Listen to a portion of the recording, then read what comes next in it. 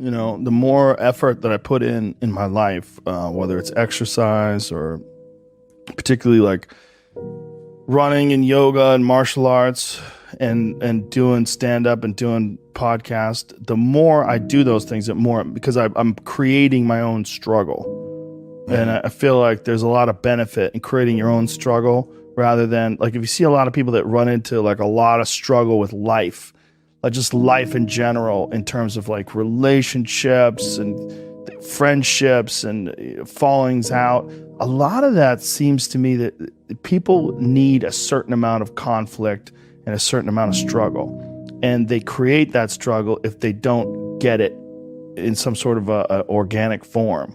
You know, if you're not at war with a neighboring tribe, or you're not worried about predators, you create this struggle with your girlfriend or with your buddies, right, or, you know, with the people at work, your coworkers. The more I create my own struggle, the more I orchestrate it through training, through exercise, and just rigorous physical struggle where you're knocking on the door of whether or not your body is going to make it through this. The more you do that, the more I feel like it minimizes those other struggles in life. I like it that way better. I don't need any real horse in my life. I like to make my own horse. Yeah. And it seems like, but it really does seem like doing that minimizes other things. Because like if you're running hills, right? If I'm running hills and doing these sprints 400 or 500 yards up this hill, it's so fucking hard to do that's all I can think of. And my body's heaving, my heart's pounding, and I'm just push. And all I'm thinking about is my breath. Things get minimized. Everything else is sort of like become like, that's a real struggle. Like that's almost death. Like your heart is going 180 beats a minute. You're pouring sweat. That's like a design. I'm doing it on purpose.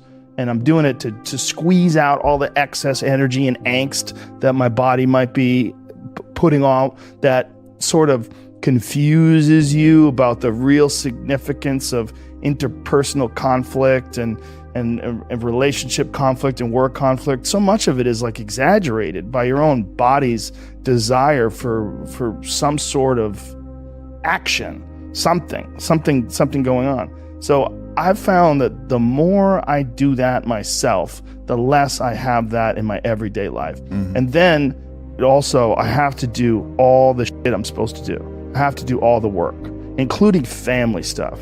Like I spend a lot of time with my family. I orchestrate it.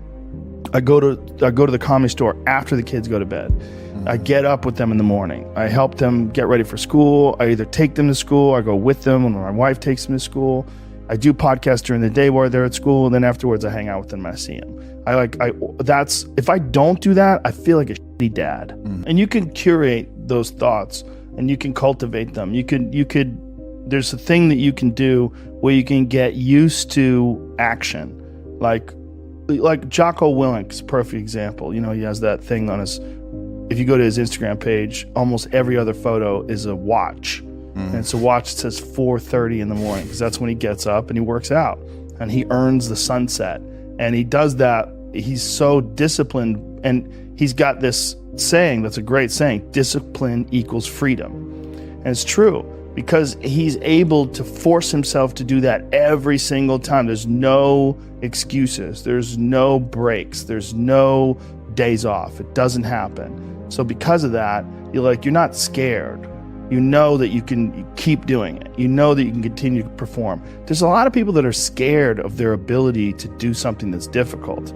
They're scared of whether or not you see someone who's doing something that's really tough to do, and you go, man, I don't know if I could do that. I don't know if I could force myself to be disciplined. I don't know if I could force myself to take that kind of action.